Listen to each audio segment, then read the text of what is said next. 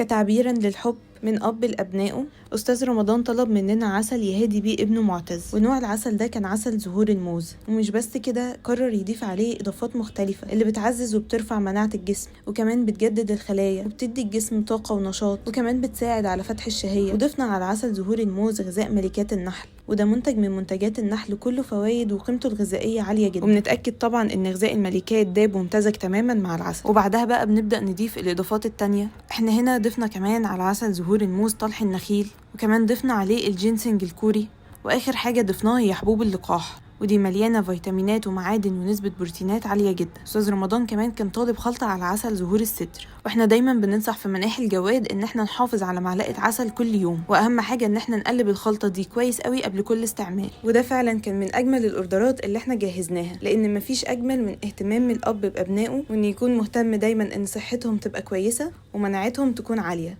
وبكده الاوردر بتاعنا بقى جاهز وبألف هنا.